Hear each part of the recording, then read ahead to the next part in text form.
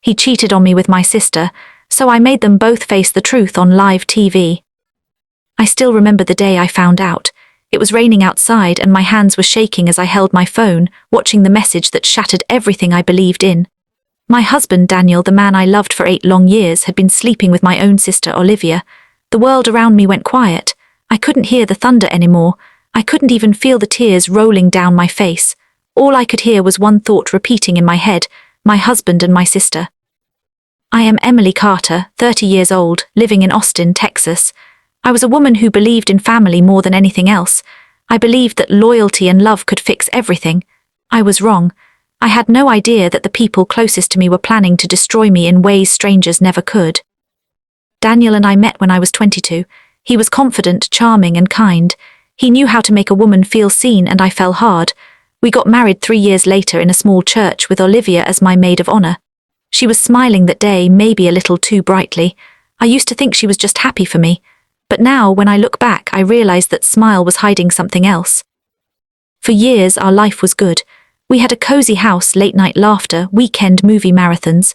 He used to bring me flowers every Friday.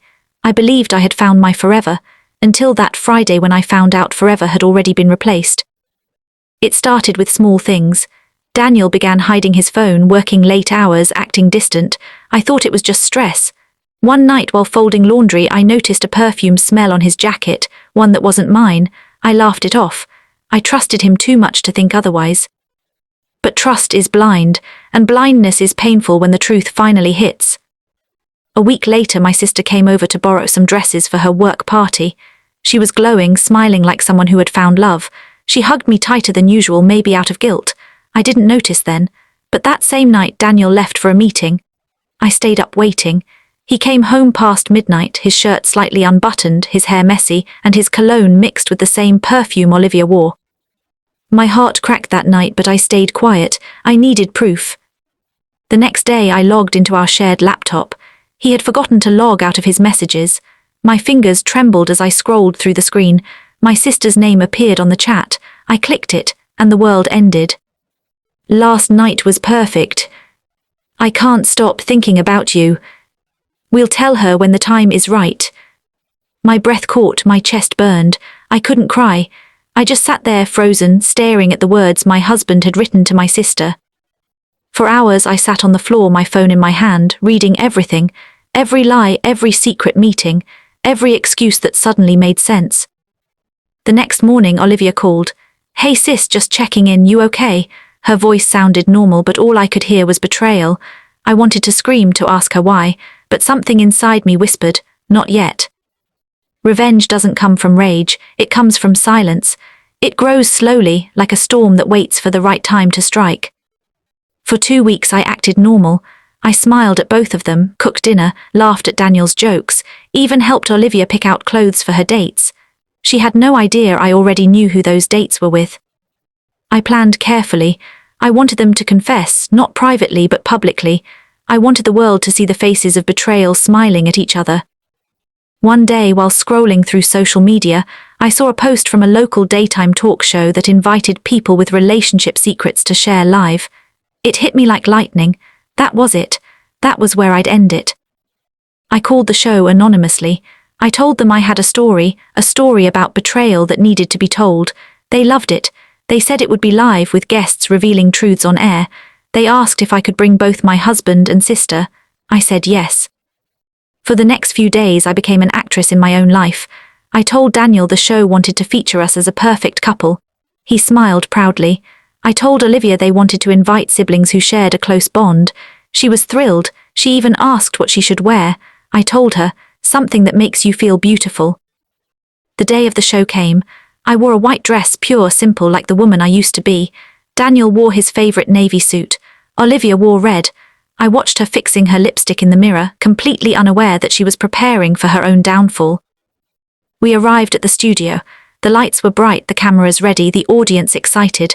The host, a cheerful woman named Jenna, greeted us warmly. "Emily, Daniel, Olivia, thank you for coming, you look wonderful." I smiled. "Thank you, we're excited." When the show started, Jenna introduced us as a family with a powerful story about love, loyalty, and truth. My heart was pounding so hard I could hear it echoing in my ears. She started by asking us how long Daniel and I had been married. 8 years, Daniel said proudly, holding my hand. And you too, she said to Olivia and me, you're sisters. Yes, I replied softly, we've always been close.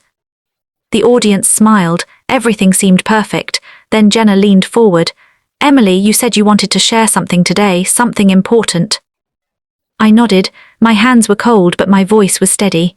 Yes, I wanted to talk about the kind of betrayal that destroys more than just trust, it destroys the soul. Daniel's smile faded, Olivia's eyes narrowed slightly. I looked straight into the camera. For months I thought my husband was working late. For months I thought my sister was visiting me because she cared. But today I'm here to tell the truth. My husband, Daniel Carter, has been having an affair with my sister, Olivia. The room went silent, the audience gasped. Olivia froze, Daniel's face turned pale. That's not true, he started, but I held up my hand. Don't you dare lie again, Daniel. I have every message, every photo, every word you sent her. The host looked shocked. Is this real? She whispered. I nodded, completely. Olivia tried to speak, her lips trembling. Emily, I didn't mean to. Didn't mean to, I laughed bitterly. You didn't mean to sleep with your sister's husband.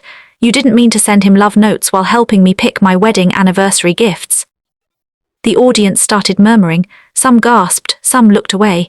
Cameras zoomed in on Olivia's face, her shame, her guilt, everything laid bare. Daniel reached for me, desperate. Emily, please, we can talk about this later. I stood up. No, Daniel, you already did all your talking in hotel rooms. I'm done listening. I turned to Olivia. You took everything from me, but today you don't just lose me, you lose your mask. The audience applauded, not out of entertainment but out of disbelief and anger for me. I handed Jenna the printed messages. She read a few lines silently and shook her head. Emily, you are brave, she said. But I wasn't feeling brave, I was feeling free. Daniel tried to follow me off stage, but I looked back one last time and said, I hope you both enjoy the fame you wanted, because now everyone knows exactly who you are. I walked out as the cameras kept rolling. The doors closed behind me, and for the first time in months I could finally breathe. Outside the studio, the air was cold but clean. My tears finally came, not from pain but from release. I wasn't the broken wife anymore. I was the woman who took her power back. Later that night, the episode aired nationwide. My phone blew up with messages, some from strangers thanking me for my courage, others from friends who couldn't believe it. Daniel tried to call, but I blocked him. Olivia sent me a long message full of apologies I never read. I sold the house, changed my number and moved to Denver. I started painting again, something I hadn't done since college. Each stroke on the canvas felt like healing. It took time to rebuild myself, but every day I grew stronger. I realized revenge isn't always about destroying others, it's about reclaiming yourself. When people ask if I regret what I did, I tell them the truth. No, I don't regret exposing them, I regret trusting them. Because sometimes silence protects the guilty. But truth saves the broken. And on that live TV stage under the blinding lights, I wasn't broken anymore. I was reborn.